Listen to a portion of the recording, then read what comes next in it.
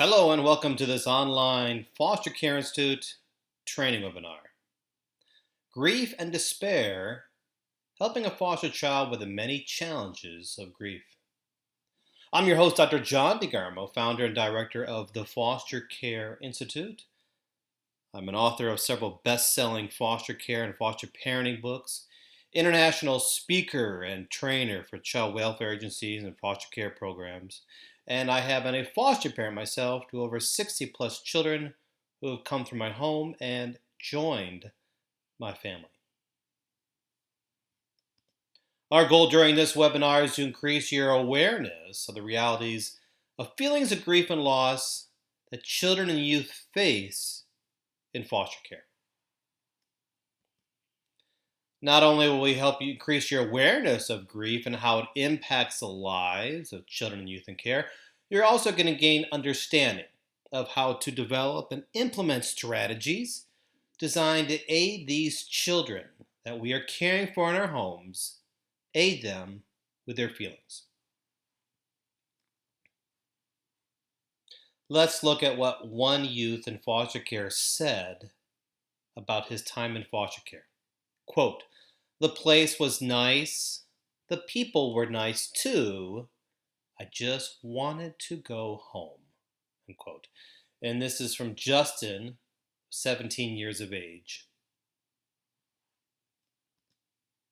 Now, as we've explored in the books of Foster Parenting Manual, the children's book, A Different Home, A New Foster Child Story, and the book Faith in Foster Care, when a child is placed into a foster care home, it is a time of loss. I want you to imagine a child, perhaps 7 years of age, perhaps your child, or perhaps you, when you were that age. Suddenly, without any warning whatsoever, someone shows up to remove you from your home. You're taken from your family, your mother, your father, perhaps your siblings. You're taken from your bedroom and your house, your stuffed animals, your toys, your pet, your home. Taken from your relatives, aunts, uncles, grandparents, cousins. Taken from your schoolmates in school. We go to church, taken from church. Everything that you know and everything that is familiar to you. And you're placed into a strange home with strange people and told, this is your new house for a while. This is your new family for a while. Well, what does that child in foster care do? Many times, it's a time of tremendous uncertainty. Children are uncertain about many things. They may ask questions like, why am I here? When do I go home? Will I ever see my mom and daddy again? Is it my fault? Did I do something wrong? Does anybody love me? And they're surrounded by so many things that are unfamiliar to them. This new home, these new people, new rules. Sometimes they might have feelings of guilt. Indeed, children and youth in foster care might feel guilty. They may believe it's their fault that they have been removed from their home, that they've been taken from their mothers and their fathers and everything that is familiar to them. For so many, it's a time where they're overwhelmed with the emotions they do not understand, emotions they have difficulty processing, emotions that overwhelm them. It is a time of anxiety. You can put aside all of the abuse, the neglect, the trauma the child may have experienced before being placed into a foster care home. Being placed into a foster care home, whether it's my home or your home, a home that offers tremendous amounts of stability, consistency, structure, safety, unconditional love. Put all that aside. When a child's placed into a foster care home, no matter how safe and warm and nurturing that my home be, it is a time of great anxiety. For you see, the transition from a biological home to a foster care home is one that is filled with trauma. Now, that home might have been a home of abuse or neglect, but being placed into a foster home again, it's a time of trauma and anxiety because of the unknown, the uncertainty. The child is suddenly, without any warning, many times loses everything they know and everything they have. Their everyday routine, their everyday lifestyle is completely disrupted. Yes, you might provide a home that has consistency, stability, structure, routine, and unconditional love. Yet it's not the child's norm. It's not their norm. The child in care might simply not understand why they've been placed into a different home, another home. We write about this in the book, the children's book, A Different Home, a New Foster Child Story. Many times there's confusion. Child might be confused as to why they've been placed into this new home with these new people. They might see it as an illogical or irrational move that nothing was done wrong. Again, some might blame themselves. They might think they did something wrong, and that's why they were removed from their home. Or they did something wrong, and their mothers and fathers no longer want to be around them. Or they did something wrong, and they're being punished and now being placed into a strange home. Other times, some children might feel they're no longer loved. Those who professed to love them, in their mind's eye, have now abandoned them, perhaps, and now they're living with strangers, people that they do not know. And they might feel abandoned. They might feel abandoned in this new foster care home. Well, for so many foster parents, simply not trained, properly trained, or given the right resources, if you will, to help a child during this time of grief, to help this child during a time of loss, to help this child who is filled with these emotions and these anxieties.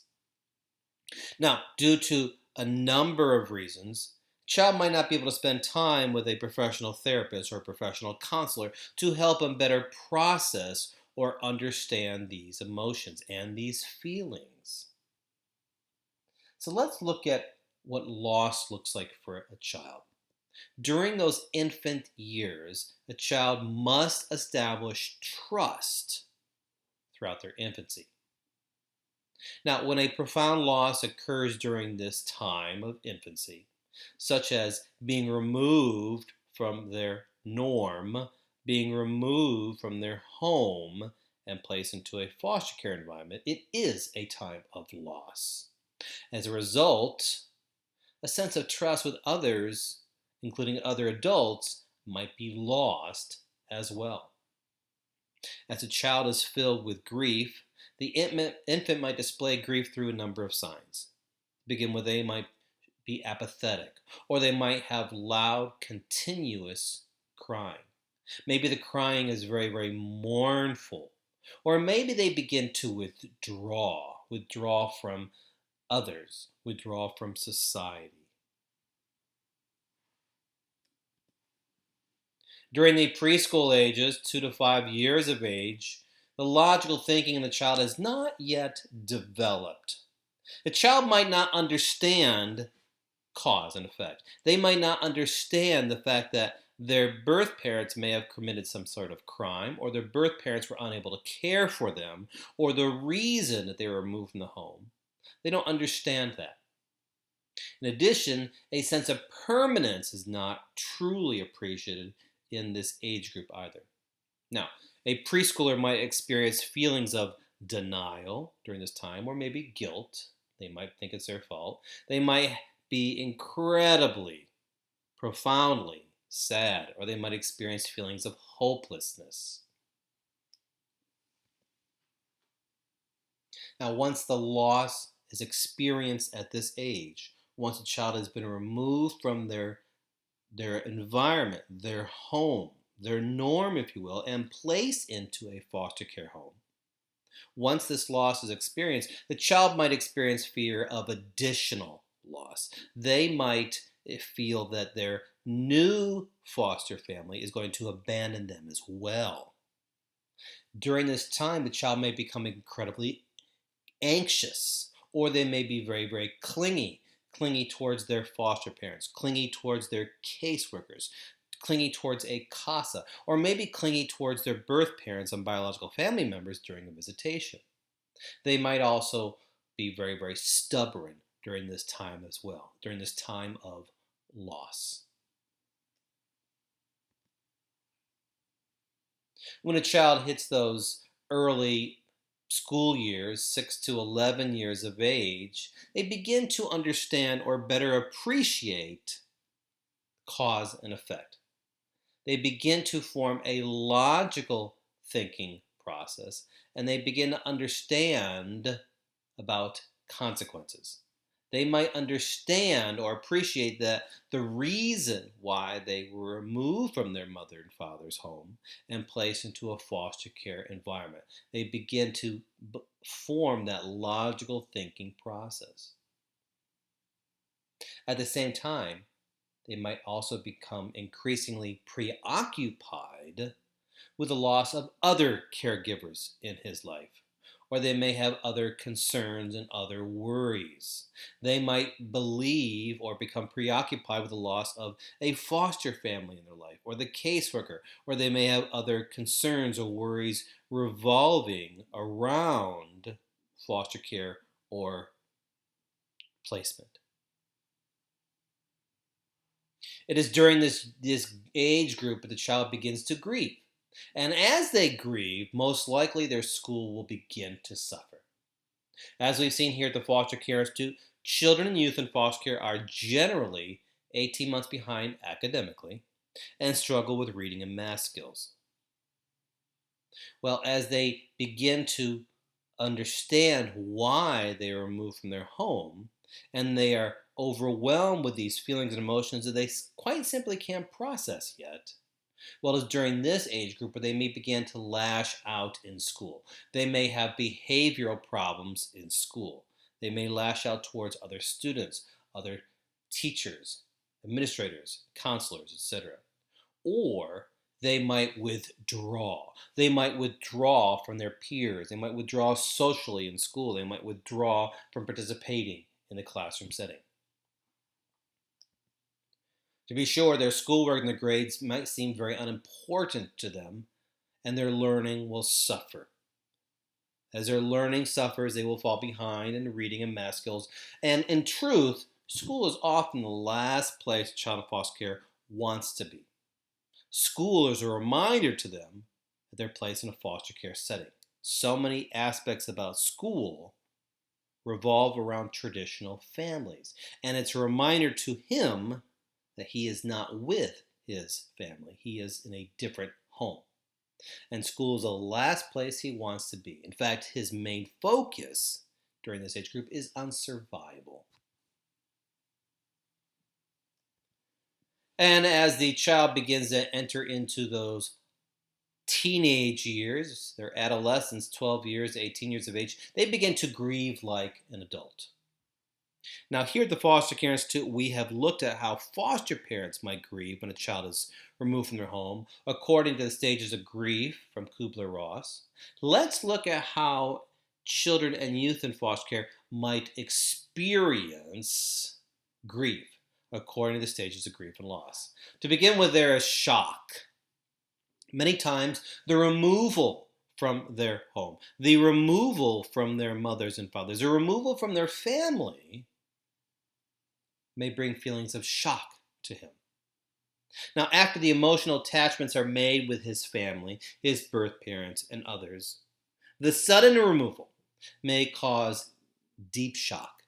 It might bring tremendous feelings of uncertainty towards him, and he is often left confused. He's confused as to why he's been removed from the home. He's confused as to why he's been placed in this new home with people he does not know, with new rules, expectations, and he is in shock.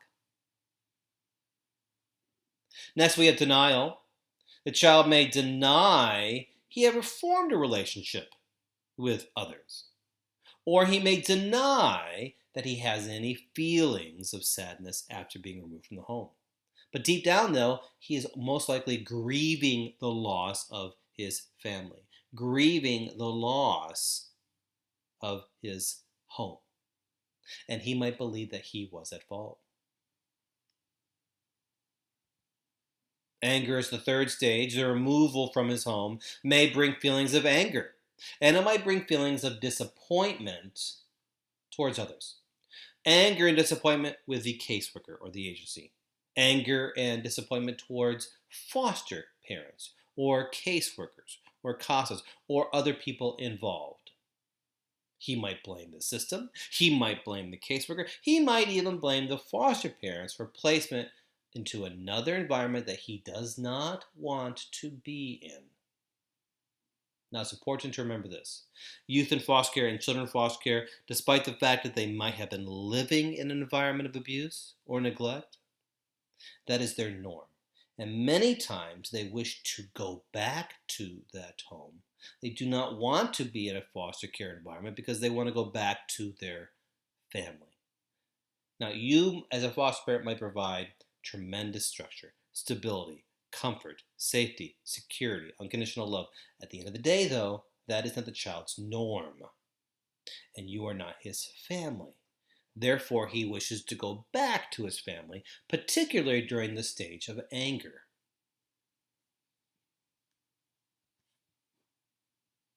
There are those times when children and youth in foster care might experience guilt from being removed from their home and being placed into another. They might blame themselves, blaming that he was at fault. It was something that he did.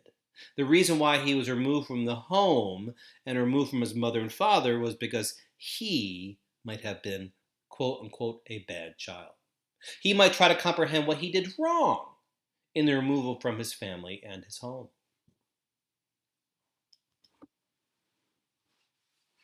There are times that the child might try to bargain with others. He might try to substitute the grief that he has with helping other people. He might be one who is looking to help others in school or maybe the younger children in the new home he's at, hoping to justify the removal from his previous home. As you can imagine, depression is a key component to the stages of grief and loss. When the child is removed from his home, he might sink into depression, and there are different components to depression. Some children might become very, very irritated or frustrated. Some children might experience feelings of fatigue. Other times, children might not be able to feel they can continue with day-to-day life. Now, this is a difficult time for the foster parents, the birth parents, and anybody involved in the foster care. If you are a foster parent, this could be a difficult time for your marriage as well, as the two of you struggle to help a child who is sinking into depression and giving all of your efforts towards it. Your own marriage may suffer as a result. I encourage you to view the two webinars here at the Foster Care Institute, Marriage and Foster Parenting, Making It Work. And finally, there is resolution after a passage of time, after some time has passed, and of course it's different for each child. After time has passed, their grief might decrease. The child accepts the fact that he's been removed from his home, and he tends to move on. His emotional well-being begins to improve, and he has an understanding of perhaps why he was removed. That understanding of removal begins to become clear to him during this time of resolution.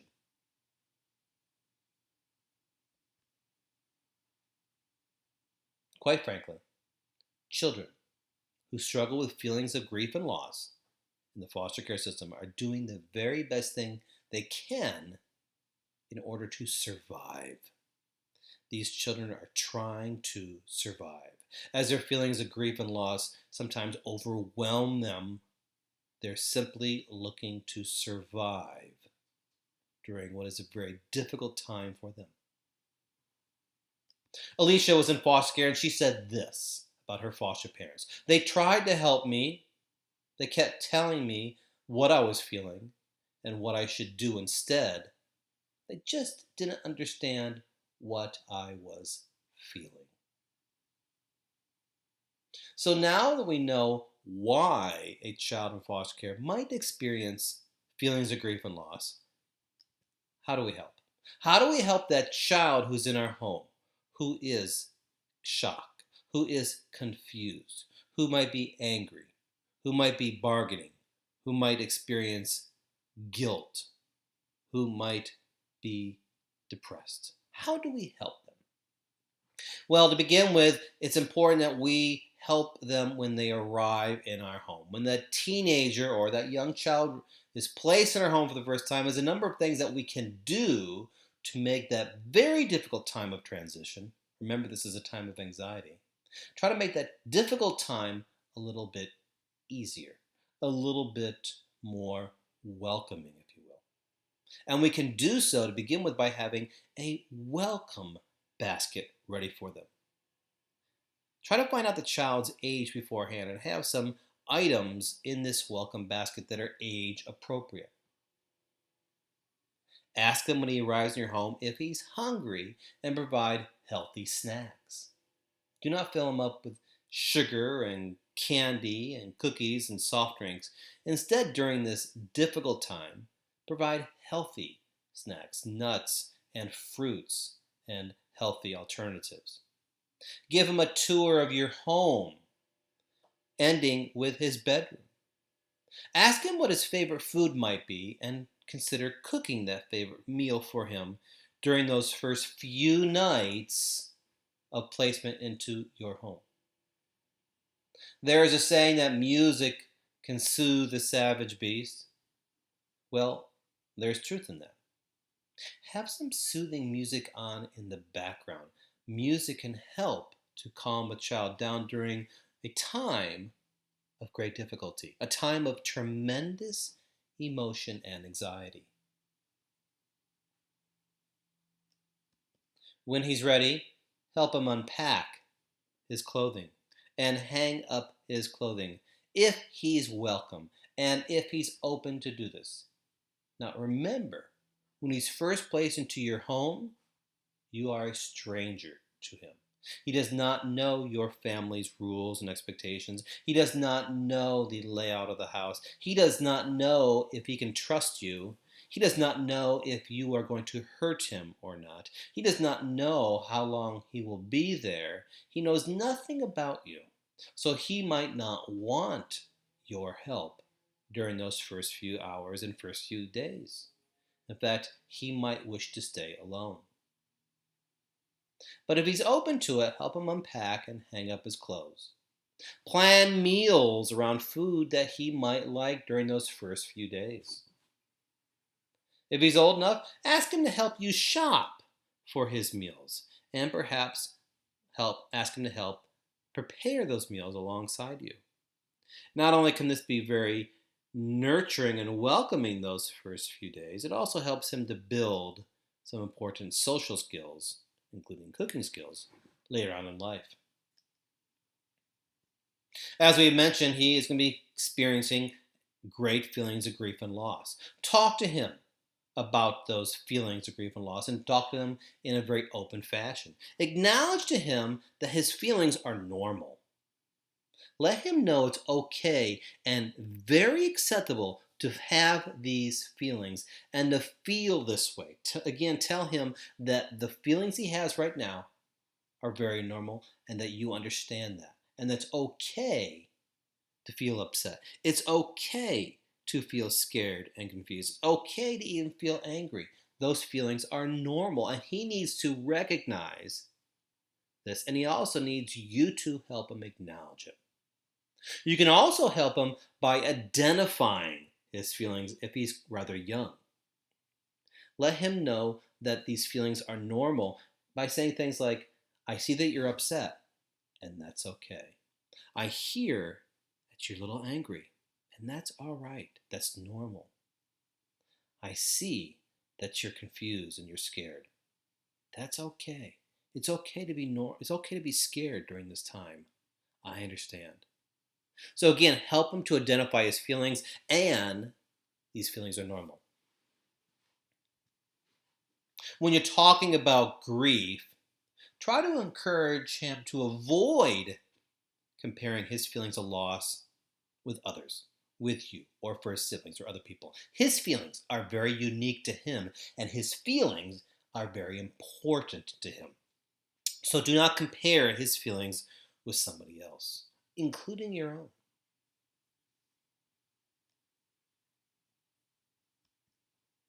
As you talk to him about grief and as you listen to him, try asking him some open-ended questions. Questions that are open-ended that will help him explore and better understand his feelings. For much more on this very important listening skills, check out the Emphatic Listening webinar here at the Foster Care Institute to help you be a better listener for the child in crisis placed in your home.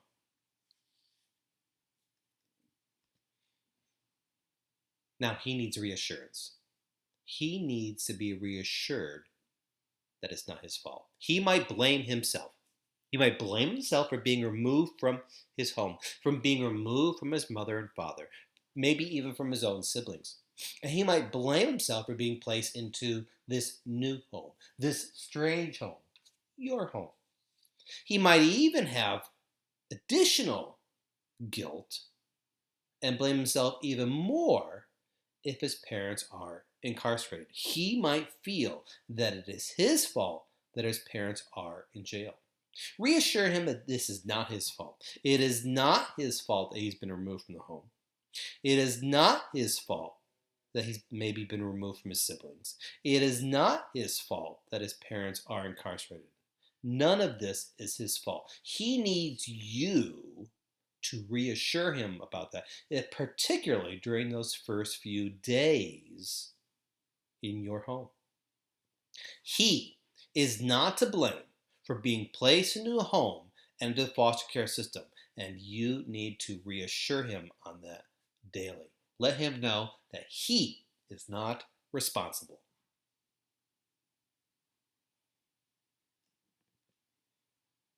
As we've seen here, it's very likely that he's experiencing a wide range of emotions and a wide range of feelings. Emotions and feelings that he might not understand. Emotions and feelings that he might not be able to process very well. Do not try to minimize his feelings. Do not say things like, well, things happen for a reason, or there's a reason you're here, or you're going to be much stronger for this, or you're going to come out of this better. He does not need to hear that. When you say things like that, it can help him, it might lead him to feeling even worse and not talk about his feelings. In fact, he might simply shut down. Instead, once more, it's important to reassure him that his feelings are okay, his feelings are understandable, and his feelings are normal. During those first few days, he might have a number of what ifs in his mind. What if I did this? What if this happened instead? What if I stayed home? What if this and this happened? He might be experiencing a number of what if scenarios in his mind. It's important for you as a foster parent to help understand that he cannot change the situation. He cannot change the past. He is not in control. So no matter how many what if scenarios he might have, he needs you to remind him that it's not his fault. He's not in charge. He can't change it. He's not in control. Instead, help him focus on the here and now, the present, and what he can control. He can control how he acts. He can control his behavior in school. He can control a number of things. Remind him what he is in control, because he feels most likely that he has no control whatsoever.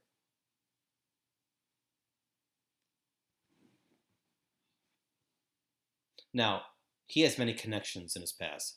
His birth parents, maybe aunts and uncles, grandparents, perhaps siblings, maybe even other foster parents, teachers, etc. These are all very important to him. If it is possible, and if it is healthy, and if you have permission from a caseworker, allow him to stay connected to that family, to his birth family, to his siblings, to his friends, former foster families, etc. You can do this through emails and phone calls, through video chats, etc. And when he stays connected, when he feels connected to others, he can better share those feelings. And he can better feel in control. And he feels less alone in his grief. So again, if possible, allow him to stay in contact with those past connections. We mentioned earlier in regards to the emphatic listening, he needs you to listen to him. So be there to listen to him. When he's ready to talk, put down the phone, turn the computer off, put the book aside, stop what you're doing, and listen. Do not overreact. Do not be critical of him. Do not be critical of his birth parents or biological family members. Do not be critical of anybody he might know or anything he might say. Instead, simply listen. Again, I point you to the emphatic listening webinar here at the Foster Care Institute for much more on this very important skill.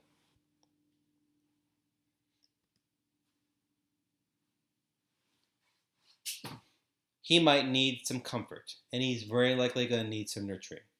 You can help him during this very difficult time by nurturing and comforting him in an appropriate and safe manner, in a fashion that does not put you in jeopardy or in a fashion that does not make him feel uncomfortable. You can also help him by providing structure and consistency. Children thrive on consistency. Children thrive in a structured environment. And you can help them during this time of grief and loss by providing consistent structure each day.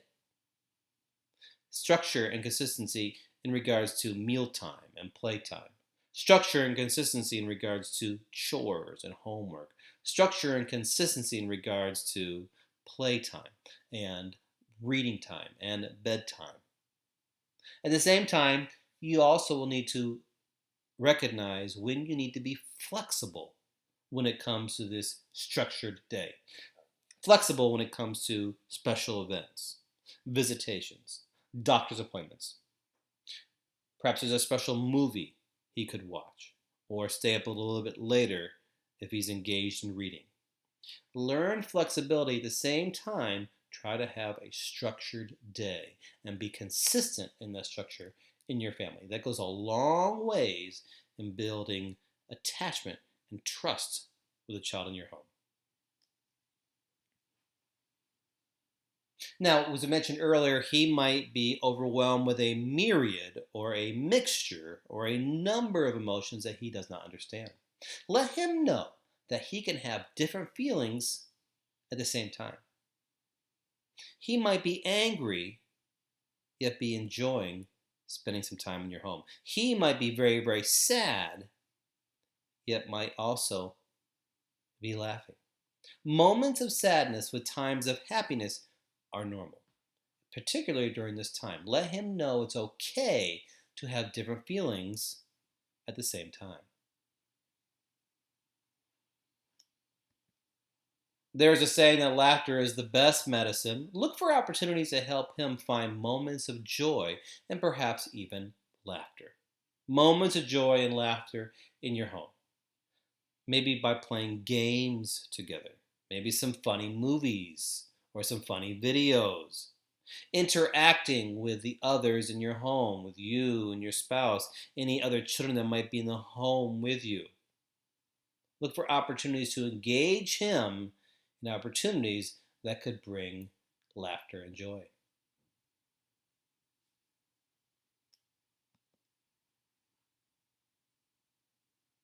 Now, you as a foster parent, you as a caseworker, you should also support and provide trauma-based services and education to his family members during this time as well.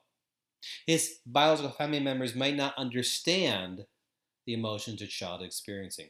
Understand that he might feel guilty. Understand that he might be very confused. They might not understand that he's blaming himself. So help them understand this and recognize that the trauma might be generations deep in the family. One way you can help them with feelings of grief and loss is by providing a very, very healthy diet. A healthy diet goes a long ways, not only with behavior related issues, but with emotions and school. So provide consistent, healthy diet. In addition, he's going to need plenty of sleep during this time as well. So give him those opportunities to have a good night's sleep each evening. Exercise is also one way he can help during feelings of grief and loss, because the more the body exercises, the more endorphins are released, which gives a sense of feeling good in the body. All of these, sleep, exercise, and healthy diets, are very, very pivotal for somebody who's experiencing feelings of grief and loss. Indeed, exercise allows endorphins to be released, which helps us feel great and revitalize our well being. A healthy diet gives us the right energy we need and helps to prevent burnout. And a good night's sleep helps health, well being, and productivity. One way he can help himself during this time is by journaling. If he's old enough, you might want to encourage him to write in a journal or personal diary. You could provide a journal or personal diary for him and encourage him to express what he's thinking and feeling on paper, reassuring him that you will not read this unless he asks you to do so. Perhaps he's able to express himself through music or art. Perhaps there's a musical instrument that you could provide for him, perhaps a guitar or harmonica or piano or other musical instrument that you might have in your house. Encourage him to pick one up and begin to play it, and maybe even give him music lessons. Allow him to listen to some of his favorite music in the home if it's appropriate. Art can go a long ways too in helping somebody who's experiencing feelings of grief and loss. Encourage him to color, to draw, to paint, perhaps even sculpture, which allows him to once again express how he's feeling through art, through music, through his journaling. When you see that he's becoming overly agitated, overly anxious, teach him some deep breathing exercises. Show him how to breathe in deeply and to release it slowly. Remember, he's watching you and he's listening to you. You are the role model. You might be the very first positive role model he's had in his life. You could be the very first positive parental figure in his life as well. So he's always watching you, he's always listening to you.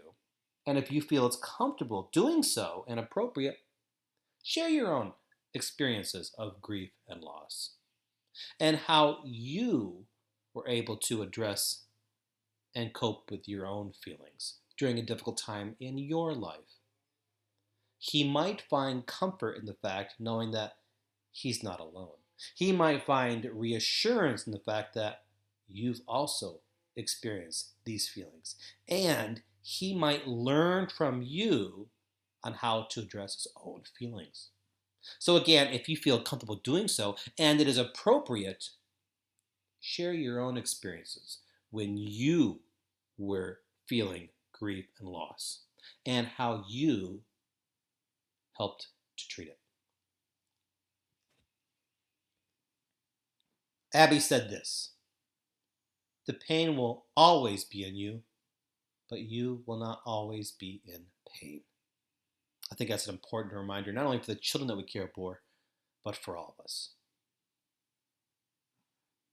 If you're looking for more tips, as well as words of inspiration, check out the book, The Little Book of Foster Care Wisdom, 365 Days of Inspiration and Encouragement for Foster Care Families.